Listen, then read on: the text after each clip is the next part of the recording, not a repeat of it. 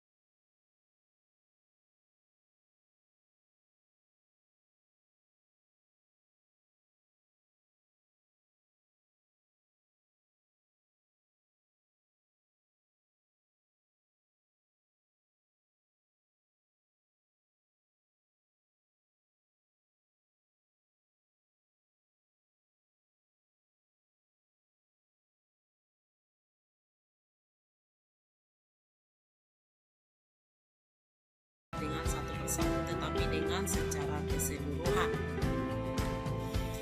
Ya, saya akan mulai dari kata disiplin. Apa sih disiplin itu? Yang saya tahu sebelum mempelajari modul ini adalah disiplin itu adalah hukuman. Sejak saya sekolah, disiplin itu adalah hukuman. Apabila saya melanggar peraturan, maka saya akan dihukum oleh guru. Dan sebagian besar itu saya lakukan juga.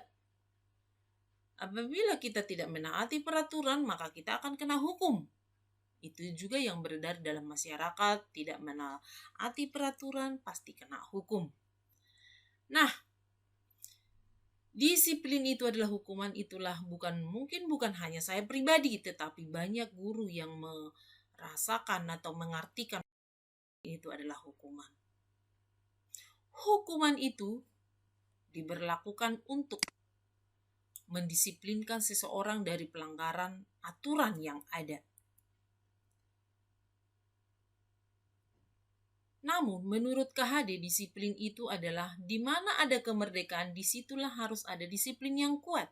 Sungguh pun disiplin itu bersifat self-disiplin, yaitu kita sendiri yang mewajibkan kita dengan sekeras-kerasnya, tetapi itu sama saja. Sebab jikalau kita tidak cakap melakukan self-disiplin, wajiblah penguasa lain mendisiplinkan diri kita.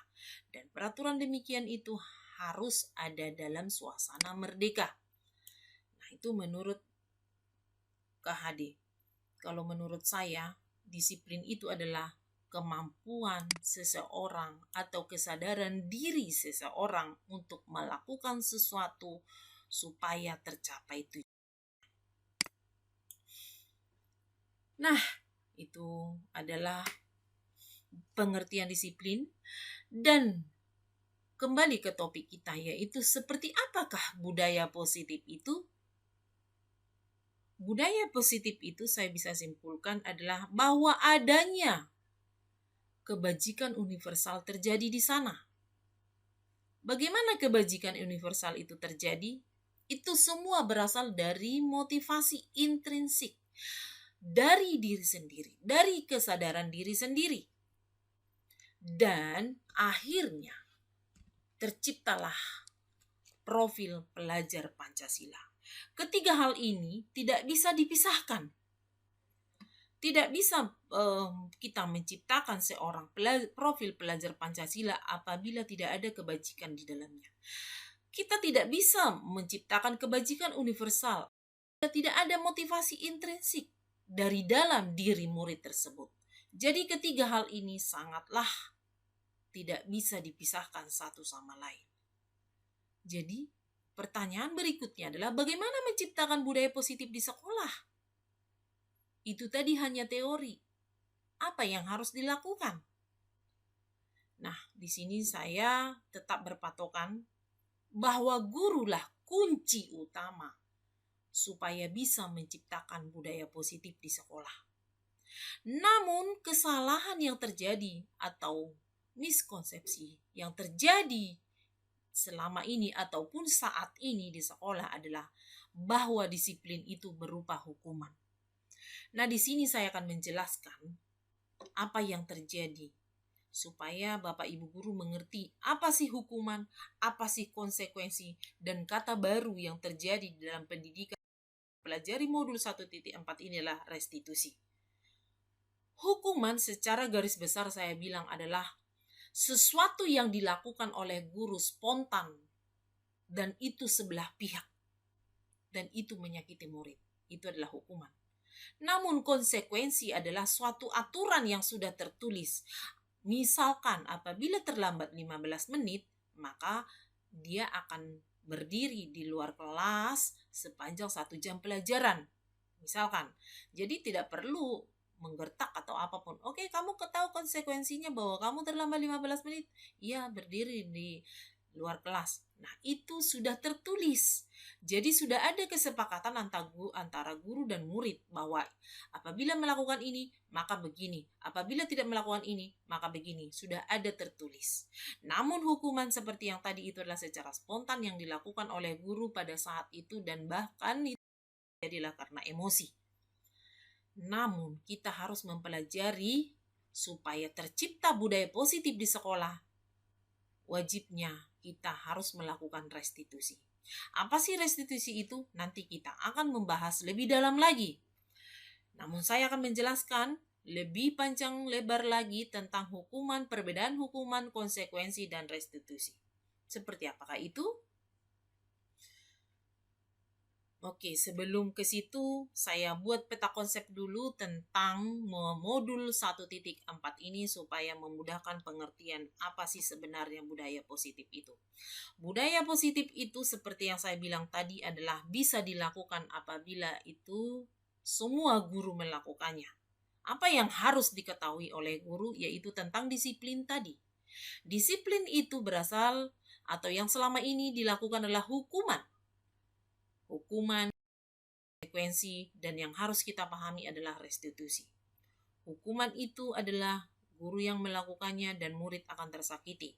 Konsekuensi adalah aturan yang sudah ada dan restitusi adalah penguatan. Kita akan lebih dalam lagi membahasnya nanti. Nah, dari sini akan muncul motivasi. Motivasi murid nanti seperti apa. Kalau hukuman itu tentu motivasi apa. Seperti yang saya bilang, ketika saya menghukum murid, maka murid termotivasi untuk tidak melakukan itu karena mereka takut terhadap hukuman yang saya berikan.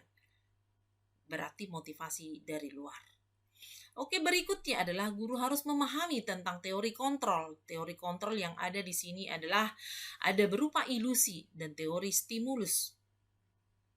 Ada beberapa hal yang harus diketahui oleh guru. Ilusi seperti apakah teori itu, hukuman itu seperti apa. Dan guru juga harus memahami 5 posisi kontrol guru, yaitu sebagai penghukum, pembuat rasa bersalah, sebagai teman, sebagai pemantau, dan sebagai manajer. Dan kemudian guru harus memahami segitiga restitusi, yaitu menstabilkan identitas, validasi kebutuhan, menanyakan keyakinan. Dan sebagai guru juga harus memahami kebutuhan 5 dasar manusia, yaitu bisa bertahan hidup, memiliki butuh kasih sayang, kesenangan, penguasaan, dan kebebasan. Dan yang terakhir adalah 3 perilaku manusia, yaitu untuk menghindari hukuman, untuk mendapat imbalan, dan untuk menghargai diri sendiri. Dan semua ini tergantung dari motivasi murid. Nah, kita lanjut ke motivasi. Motivasi ada 2. Motivasi ini ada 2. Yang pertama adalah motivasi intrinsik atau dari dalam, dan motivasi intrinsik. Contoh hukuman itu berlaku yang seperti saya bilang tadi, mereka itu tidak mau melanggar peraturan karena mereka takut dengan hukuman. Akhirnya itu disebut motivasi luar, yaitu intrinsik. Tetapi apabila memang kesadaran diri seseorang mau melakukan sesuatu, itu namanya motivasi intrinsik. Jadi yang mau kita kuatkan adalah motivasi intrinsik ini. Apa yang terjadi apabila murid mempunyai motivasi intrinsik? Tentu sebaiknya semua guru mempunyai keyakinan kelas di dalam kelasnya masing-masing supaya bisa kita menciptakan budaya positif. Dan apa yang terjadi apabila keyakinan kelas ada? Tentu kebajikan universal akan ada. Setelah kebajikan universal ada, maka terciptalah profil pelajar Pancasila. Motivasi, kebajikan universal, profil pelajar Pancasila tidak bisa dipisahkan, maka terjadilah budaya positif. Inilah secara garis besar tentang apa yang ada di modul 4.1, yaitu budaya positif. Kembali, semua itu dalam lingkarannya budaya positif tersebut. Nah, untuk lebih dalam lagi apa sih ini semua kata-kata ini? Saya akan mencoba menjelaskannya satu persatu. Ini adalah peta konsep yang saya pecah-pecahkan tadi. Kemudian kita akan mulai dari perbedaan hukuman, konsekuensi, dan restitusi. Hukuman contohnya, sesuatu yang menyakitkan harus terjadi, namun konsekuensi sesuatu harus terjadi dan restitusi merupakan pilihan. Hukuman itu tidak nyaman untuk murid dan untuk jangka panjang itu memang tidak nyaman. Konsekuensi tidak nyaman untuk murid dan untuk jangka waktu pendek, dan restitusi adalah menguatkan untuk murid dalam jangka waktu panjang. Hukuman, korban mendapat keadilan. Ini seringkali saya lakukan, bahwa apabila seseorang dibuli, maka saya benar-benar membela orang tersebut dan menghukum orang yang membuli. Itu yang saya lakukan. Namun, kalau konsekuensi adalah korban bisa diabaikan. Kenapa bisa diabaikan? Contohnya, si A mematahkan pensil si B. Kalau konsekuensi, apabila kamu mematahkan barang seseorang, ya udah ganti, beli saja yang baru. Ya udah, dengan gampangnya dia membeli pensil yang baru, dia memberikan. Di sini korban seberapa sih pensil itu? Tapi sikapnya itu loh, nah itu biasa termuncul dari murid. Sikapnya itu, saya emang gak butuh diganti, tapi ngomongnya dong, atau paling tidak minta maaf, seperti itu. Nah di sini korban merasa diabaikan. Dan pelaku atau yang membuat masalah itu pasti akan mengulangi hal tersebut. Ya udah, gue ganti aja, saya ganti aja, seperti itu. Nah, di dalam restitusi korban mendapat ganti dan pelaku atau pembuat permasalahan itu akan mendapatkan penguatan dalam dirinya. Dan yang paling kentara adalah hukuman itu, bahwa murid akan tersakiti. Kalau konsekuensi, murid itu tidak dibuat nyaman, dan restitusi, murid akan penguatan. Di sini akan banyak contoh tentang perbedaan hukuman, konsekuensi, dan juga restitusi. Oke, saya akan lompat. Ya, untuk hal negatif, netral, positif. Kalau untuk hukuman itu pastinya negatif. Awas ya kalau kamu melakukan itu lagi. Jadi ada ancaman, ada paksaan, ada menyalahkan diri, dan membuat murid tersebut atau pelaku pelanggar peraturan itu merasa terpuruk, dan murid akan bisa belajar menyembunyikan kesalahan karena dia tidak mau mencari masalah gitu ya. Kemudian bisa jadi anak jadi ketakutan. Nah itu adalah untuk hukuman. Nah kalau konsekuensi memang netral ya, karena ada aturan yang sudah tertulis, ya udah anak bisa menerimanya, tetapi dengan tidak. Tapi kalau restitusi itu pasti positif. Kita akan mempelajari dalam lagi tentang restitusi. Kemudian ini masih ada lagi, kita lanjut lagi. Apa sih sebenarnya restitusi itu? Restitusi itu adalah proses menciptakan kondisi murid untuk memperbaiki kesalahan mereka. Jadi yang membuat kesalahan, dia bisa memperbaiki kesalahannya, dia bisa menyadari kesalahannya tanpa dia merasa tersakiti atau tanpa dia merasa bersalah. Memang dia melakukan kesalahan, tapi kita tidak membuat dia merasa bersalah.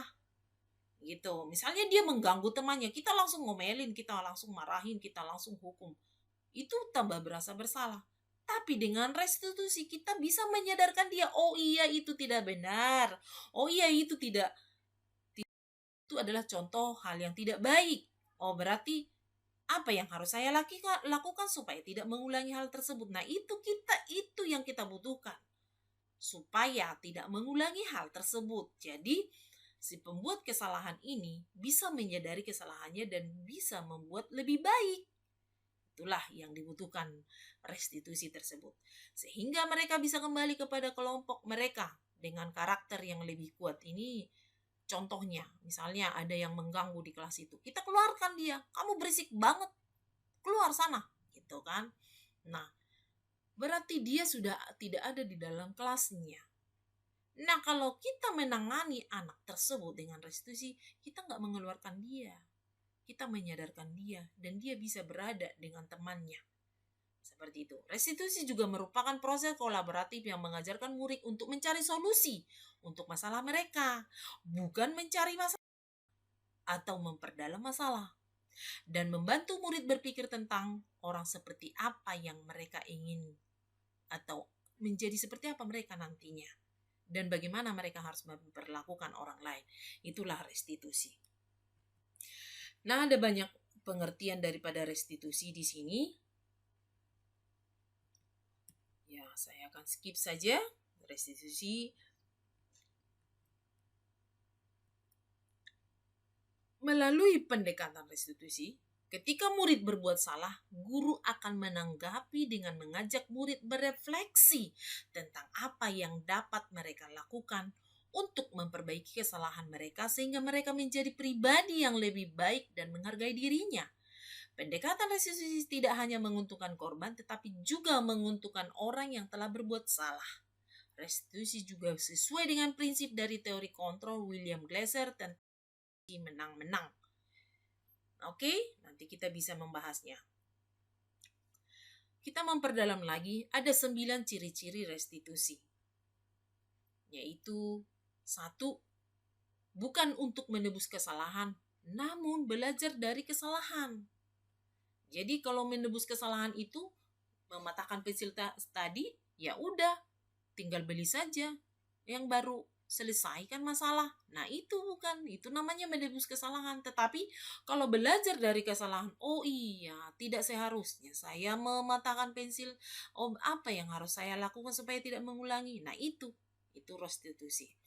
Kemudian memperbaiki hubungan, tentu saja apabila kita mendamaikan, menguatkan seseorang, tentu dengan korban, dengan pelaku akan mempunyai hubungan yang lebih baik. Dan tawaran bukan paksaan. Jadi di sini tidak ada emosi untuk mencari solusi permasalahan. Jadi ini udah saya lakukan di minggu ini kemarin dalam salah satu video saya, bisa saya lampirkan nanti di sini. Jadi seorang anak yang dianggap hiperaktif dan sangat mengganggu di kelasnya, itu semua temannya hampir tidak menyukainya. Tapi dalam waktu singkat, tidak nyampe setengah jam, saya berbicara dengan murid tersebut. Dengan senang hati, dia menyadari kesalahannya dan dia berjanji tidak akan melakukannya. Jadi minggu depan saya akan cek lagi apakah benar dia bisa sesuai dengan yang dikatakannya. Dan ada beberapa kasus yang sudah saya tangani di dalam minggu-minggu terakhir ini, bahwa dengan melakukan restitusi itu hasilnya sangat luar biasa. Oke, restitusi menuntut untuk melihat ke dalam diri. Oh iya, saya begini. Oh iya, saya harus. Oh itu nggak benar. Oh ini yang harus saya lakukan. Nah ini dia. Kemudian restitusi mencari kebutuhan dasar yang mendasari tindakan. Ya apa motifnya? Kalau sudah tahu motifnya, oh iya, saya akan memperbaiki ini. Begitu. Kemudian yang keenam adalah restitusi diri adalah cara yang paling baik. Memang benar, jadi anak bisa merenung diri sendiri. Seperti apakah saya? Apakah yang saya lakukan ini benar? Jadi ada pengevaluasi diri sendiri. Kemudian restitusi fokus pada karakter bukan tindakan. Jadi kita benar ke karakternya yang kita bangun supaya lebih baik, bukan pada tindakannya, bukan. Jadi karakternya. Kemudian restitusi fokus pada solusi, bukan pada masalah. Gimana tadi? Bagaimana tadi? Bukan. Apa yang harus kita lakukan? Apa yang harus kamu lakukan supaya untuk solusi dalam masalah ini? Itu yang kita tawarkan kepada.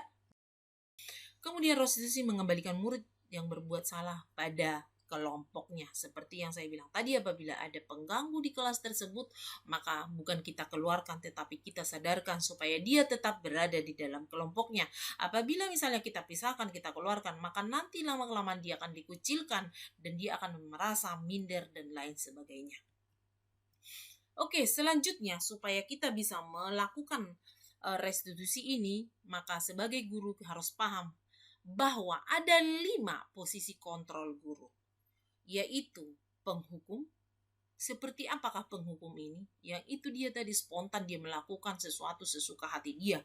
Misalnya ada murid yang berisik, langsung dihukumnya. Ada murid tidak menaati peraturan, langsung disuruh atau lari-lari atau push up dan lain sebagainya. Itu adalah penghukum. Nah, pembuat orang merasa bersalah. Pembuat orang merasa bersalah ini biasanya guru tersebut itu sangat lembut dan suka menyindir. Oh iya, kamu bagaimana? Saya udah capek menjelaskannya, kok kamu nggak ngerti-ngerti sih? Nah, kayak gitu. Sebagai teman, aduh tolonglah, nanti saya dimarahi kepala sekolah loh kalau kamu begini. Nah, begitu. Kemudian pemantau ini bisa sesuai dengan aturannya. Memang agak tegas orangnya. Jadi ya kamu kalau tidak mematuhi peraturan, ya udah kamu harus begini. Nah, ini terjadi konsekuensi yang ada, yang sudah tertulis dan dia sesuai dengan aturan. Kalau mungkin bahasa kasarnya adalah saklek gitu. Kemudian yang dibutuhkan dari 5 posisi kontrol guru ini adalah sebagai manajer. Sebagai manajer mempunyai kemampuan untuk menyadarkan orang yang bersalah tersebut atas kesalahannya dan bukan menyalahkannya, tetapi menyadari kesalahannya supaya dia bisa memperbaiki dirinya. Itulah posisi manajer. Dan di sini kita bisa lihat bagaimana posisi guru tersebut. Di dalam 5 posisi kontrol ini kita bisa melihatnya sebagai penghukum, kita bisa lihat warna yang berbeda di sini, pembuat orang merasa bersalah, sebagai teman, sebagai pemantau, dan sebagai manajer. Contohnya, guru berbuat, kalau penghukum itu menghardik. Nah, karena suara saya kencang, jadi saya biasanya jadi cocok jadi penghukum nih. Menunjuk-nunjuk, menyakiti, menyindir. Tapi untuk menyindir saya enggak, bukan membela diri. Oke, pembuat orang merasa bersalah, berceramah dan mengatakan seharusnya ibu kecewa. Nah, ini memang lembut. Teman membuatkan alasan-alasan untuk muridnya. Gimana sih? Dan lain sebagainya. Pemantau menghitung dan mengukur. Ya, kalau begini ya harus begini. Nah, itu. Kalau manajer mengajukan pertanyaan-pertanyaan untuk menyadarkan murid tersebut kesalahannya dan bagaimana dia memperbaiki kesalahan tersebut. Nah, dalam berbicara atau berkata, seorang guru penghukum akan mengatakan, kalau kamu tidak melakukannya, awas ya, rasakan. Nah, ini ada ancaman di sini. Dan ini benar-benar menyakitkan. Namun, untuk pembuat orang merasa bersalah, dia akan bilang, kamu seharusnya, kamu sudah tahu, ibu lelah sekali mengatakannya. Ibu stres. Nah, lembut tapi nyelitik gitu loh. Nah, sebagai teman, ayolah lakukan demi ibu. Masa kamu tidak mau? Ingat, tidak, ibu pernah bantu kamu loh. Nah, kemudian sebagai pemantau, apa peraturannya? Ya udah, kalau tidak pakai seragam yang benar bagaimana? Kalau pakai sepatu yang salah bagaimana? Nah, itu. Jadi kalau begini ya begini gitu. Nah, sebagai manajer, dia nanya dengan lembut, menyadarkan yang kamu yakini. Benar nggak seperti ini? Apa yang bisa kamu kerjakan untuk perbaiki masalah ini? Menurut kamu solusinya kayak gimana? Nah, Jadi mencari solusinya, bukan mencari akar permasalahannya. Lanjut, hasil dari tindakan dari kelima posisi kontrol tersebut. Yang pertama, untuk penghukum itu memberontak, menyalahkan orang lain, dan bahkan berbohong. Ini yang paling bahaya. Akhirnya berbohong. Kemudian pembuat orang merasa bersalah ini juga akhirnya ke situ, menyembunyikan, menyangkal, berbohong. Ya karena gampang banget dikibulin, gurunya lembut begitu. Itu. Kemudian teman, ya ketergantungan, ya nanti juga gurunya akan menolong saya, kan begitu. Nah, pemantau menyesuaikan diri bila diawasi. Jadi sama seperti polisi. Apabila ada polisi, ya kita pakai helm. Apabila oh ya di jalan itu nggak ada polisi, ya nggak pakai helm itu. Seperti itu pemantaunya. Jadi kalau udah tidak pakai helm, ya atau enggak di sidang seperti itu. Nah, kalau manajer itu menguatkan pribadi orang yang membuat kesalahan. Nah, kalau kaitannya dengan dunia berkualitas, penghukum itu murid meletakkan guru di luar dunia berkualitas. Sungguh tidak terkata-katakan lagi. Membuat orang merasa bersalah, murid meletakkan guru dalam dunia berkualitas. Teman, murid meletakkan guru sebagai orang yang sangat penting di dunia berkualitas. Sebagai pemantau, murid meletakkan guru peraturan dan hukum di dunia berkualitas. Jadi hukum peraturan adalah segalanya. Manajer, murid meletakkan dirinya. Jadi dia bisa menyadari dirinya sebagai individu yang positif dalam dunia yang berkualitas. Jadi kalau dalam hal yang 4 tadi, selalu meletakkan kepada dalam guru, tetapi khusus untuk manajer, dia sebagai dirinya, individunya menyadarinya. Murid berkata sebagai penghukum ketika guru berkata, biarkan saja, nanti juga marah-marah lagi. Jadi anak jadi bandel, bukan bertobat. Kemudian pembuat orang bersalah, maafkan saya sekarang, besok juga bilang begitu. Nah, teman, saya pikir bapak atau ibu teman saya, ternyata begitu deh. Ngeledek banget, ini menyakitkan banget nih bagi saya. Jadi kita bisa akrab dengan murid, kita bisa dekat dengan murid, memang itu tidak salah, tetapi kita tetap ada apa yang harus kita lakukan. Bukan membuat mereka manja, bukan. Kemudian, berapa banyak bintang yang saya harus peroleh? Berapa halaman yang harus saya tulis? Jadi udah, ada konsekuensi, ada yang harus dilakukan. Sebagai manajer, bagaimana caranya saya bisa memperbaiki keadaan? Jadi dia langsung menyadari dirinya, apa yang harus saya lakukan? Dampak pada murid, penghukum itu tentu mengulangi kesalahan. Kalau pembuat orang merasa bersalah, tentu merasa rendah diri. Kalau teman itu pastinya lemah, tidak mandiri, tergantung kepada guru. Dan kepada pemantau itu adalah menitik beratkan pada sanksi atau hadiah untuk dirinya. Jadi melakukan ini, dapat ini, melanggar ini, konsekuensinya ini. Begitu. Kalau untuk manajer, mengevaluasi diri dan bagaimana cara memperbaiki diri. Jadi dia paham apa kesalahannya. Lanjut.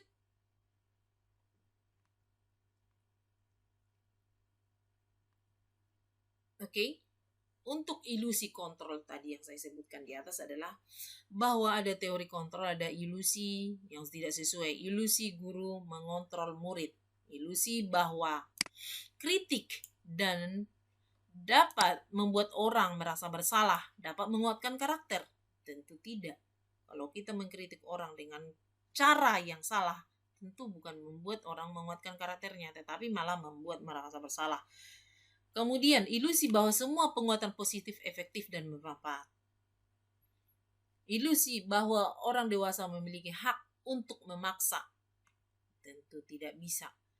Hanya diri sendirilah yang bisa. Jadi intinya untuk posisi kontrol ini adalah, jadi bahwa sebenarnya hanya diri kita lah yang bisa mengontrol kita sendiri.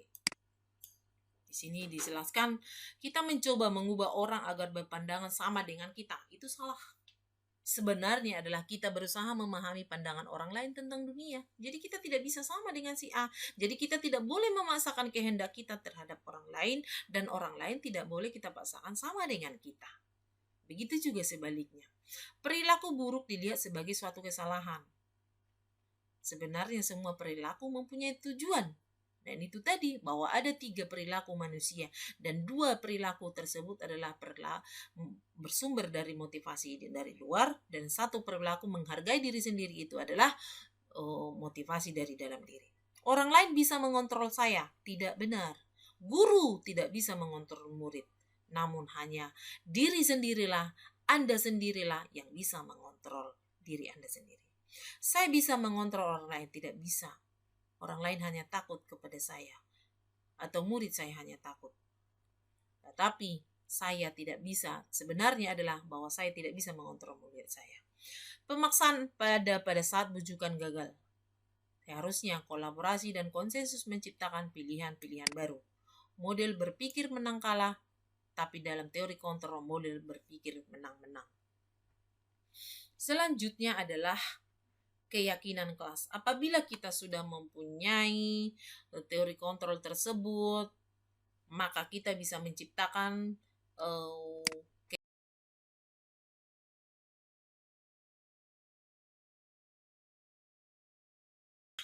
karena ini akan panjang menjelaskannya. Kemudian, walaupun sebenarnya keyakinan kelas itu sangat dibutuhkan, namun kita harus memahami dulu kebutuhan. Ada 5 kebutuhan dasar manusia, yaitu bertahan hidup. Bertahan hidup tentu saja kita membutuhkan makanan, minuman, dan lain sebagainya untuk bisa bertahan hidup. Dan juga yang penting ternyata adalah bahwa setiap manusia itu butuh kasih sayang dan rasa diterima dimanapun dia berada. Di sekolah itu banyak terjadi pembulian karena merasa dia tidak diterima, bahwa teman-temannya mengucilkan dia, dan ini baru saja terjadi dan saya baru saja menanganinya, dan ini masuk dalam tugas demonstrasi kontekstual.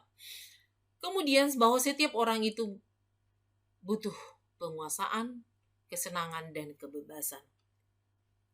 Setelah itu ada 3 motivasi perilaku seperti yang saya sebutkan tadi. Yang pertama adalah bahwa untuk menghindari ketidaknyamanan atau hukuman dia melakukan sesuatu. Murid takut terhadap guru atau seseorang, maka dia melakukannya dengan terpaksa karena dia menghindari hukuman tersebut. Kemudian untuk mendapatkan imbalan atau penghargaan dari orang lain. Ini akhirnya membuat seseorang itu bisa manja. Kalau kamu nanti dapat 100, maka saya begini. Kalau kamu tidak dapat, nah ini murid saya banyak stres. Karena mereka mengejar nilai. Karena mereka orang tua menjanjikan A, B, C, D. Dan orang tua mengancam apabila anaknya tidak KKM. Dan ini memang benar membuat, dan ini sangat terjadi di kehidupan di sekolah saya. Dan berikutnya adalah yang terakhir. Yang untuk pertama dan kedua ini, semuanya itu adalah bersumber dari motivasi luar, bukan dari sendiri. Nah, seperti apa dari motivasi diri sendiri? Yaitu untuk menjadi orang yang mereka inginkan dan menghargai diri sendiri dengan nilai-nilai yang mereka percayai. Biasanya kalau datang ke kelas ini pasti sebelum bel atau 30 menit sebelum bel itu sudah ada, dan tepat waktu, bahkan lebih awal untuk mengerjakan tugas, dan selalu bersemangat. Inilah ciri-ciri yang mempunyai motivasi dari dalam diri sendiri, yaitu bahwa dia sadar, oh ini penting, oh ini tanggung jawab saya, oh ini saya harus lakukan. Nah itu dia. Kemudian teori motivasi perilaku manusia itu ada 3 seperti itu tadi, adalah sama saja dengan sebelumnya, bahwa yang pertama dan kedua itu adalah motivasi eksternal, dan yang ketiga untuk menghargai diri sendiri itu adalah motivasi internal. Nah, kita belajar tentang segitiga restitusi. Segitiga restitusi yaitu di sini ada 3, yaitu menstabilkan identitas, validasi kebutuhan, dan menanyakan keyakinan. Jadi kalau misalnya ada masalah, kita nanya menstabilkan identitas. Setiap orang pasti pernah melakukan kesalahan. Kamu bukan satu-satunya orang yang pernah melakukan ini. Ibu juga pernah melakukan kesalahan. Nah, ini adalah menstabilkan identitas. Untuk validasi kebutuhan, kamu tentu punya alasan mengapa melakukan ini. Itu adalah suatu ungkapan atau kalimat-kalimat ketika kita melakukan restitusi kepada murid. Adakah cara yang lebih efektif untuk mendapatkan apa yang kamu butuhkan? Jadi apa sebaiknya yang kamu lakukan untuk memperbaiki keadaan ini? Nah, kemudian untuk menyampaikan keyakinan adalah menaikkan nilai-nilai apa yang telah kita sepakati. Itu tadi kembali keyakinan kelas atau keyakinan sekolah. Kamu ingin menjadi orang yang seperti apa? menyakiti orang lain, atau disukai orang lain, atau bagaimana? Nah, kita tetap selalu bertanya kepada murid, bukan kita fokus kepada masalah yang dilakukan, tetapi solusinya.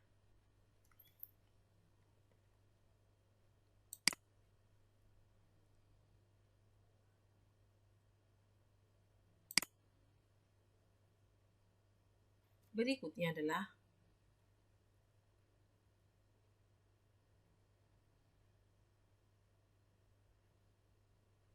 ini tadi. Jadi ini bagian dari restitusi segitiga tersebut. Yang menstabilkan identitas adalah untuk membuat anak yang merasa gagal karena dia berbuat salah menjadi positif terhadap dirinya. Ini banyak sekali terjadi yang kita jumpai sehari-hari. Jadi ini adalah kata-kata atau kita yang ketika kita menangani masalah tersebut. Berbuat salah itu hal yang manusiawi loh. Tidak ada manusia yang sempurna. Ibu juga pernah berbuat salah, nah gitu dan lain sebagainya. Kemudian untuk validasi kebutuhan itu adalah membantu siswa mengenali kebutuhan yang ingin dipenuhinya ketika melakukan kesalahan tersebut. Nah, pada dasarnya setiap tindakan manusia tujuannya adalah untuk memenuhi kebutuhan. Apakah itu kekuasaan, apakah itu kebebasan, apakah itu butuh kasih sayang, atau kesenangan, atau untuk bertahan hidup. Inilah kunci perilaku manusia itu. Sehingga muncul mereka mau memenuhi salah satu Tuhan tersebut.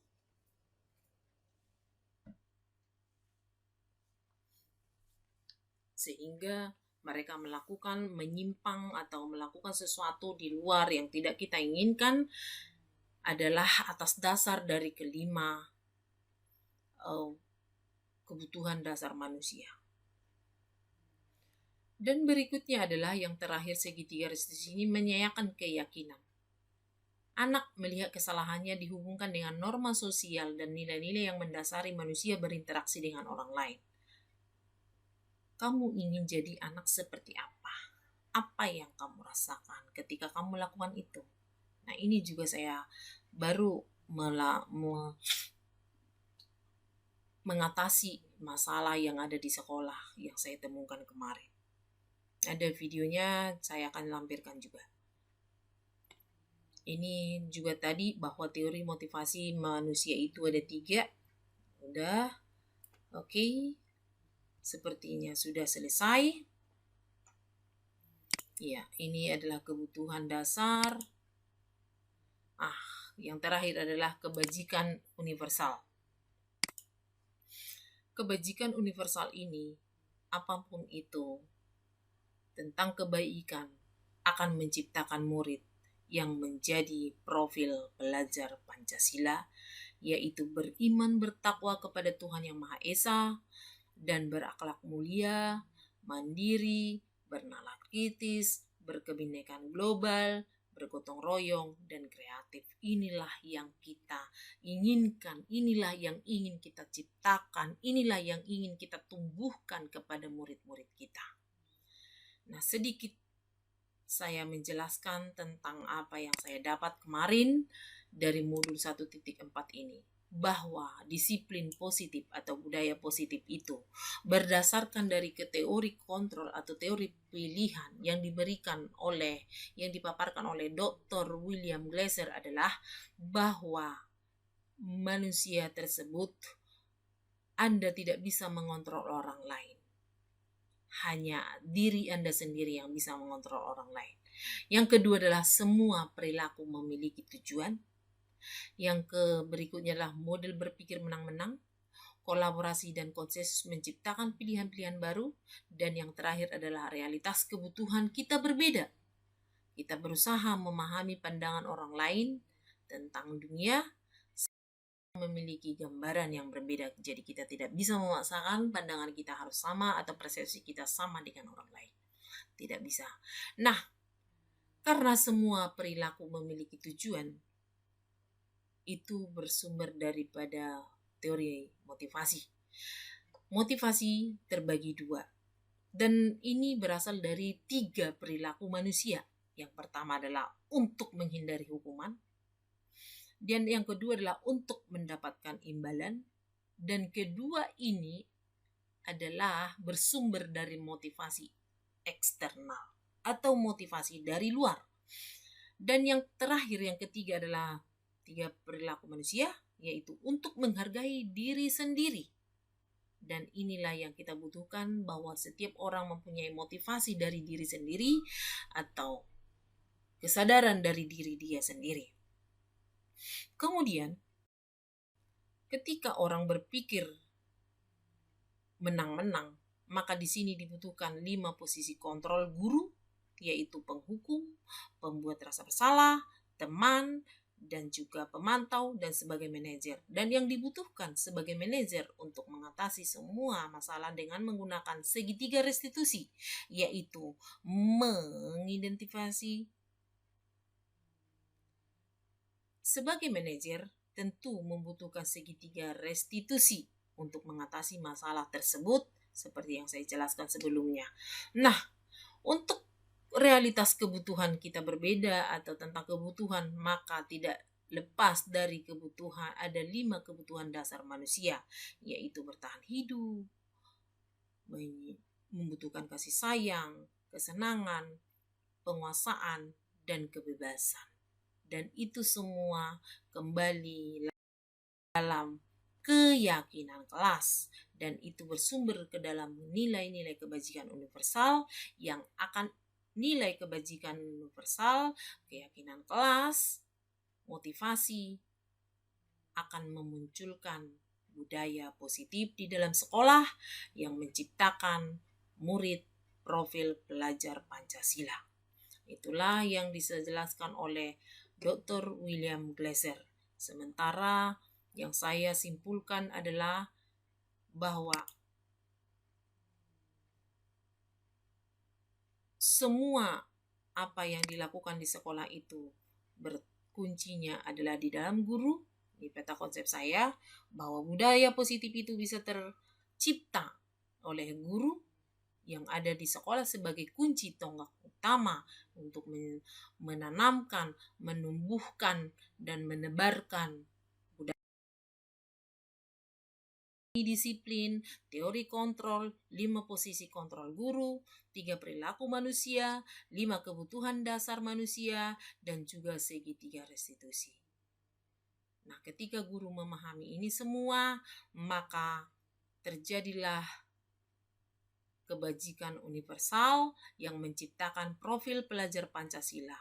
Dan itu semua dari motivasi intrinsik motivasi. Jadi motivasi, kebajikan universal, profil pelajar Pancasila tidak bisa dipisahkan.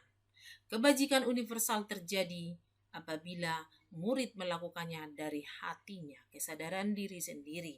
Dan ketika itu muncul, maka terciptalah profil pelajar Pancasila, dan ketika terjadi profil pelajar Pancasila, budaya positif itu terjadi. Dan ini semua tidak bisa dipisahkan satu sama lain. Penjelasan saya Irmawani Lumanggaol. Terima kasih sudah meluangkan waktunya untuk mendengarkan saya. Selamat malam.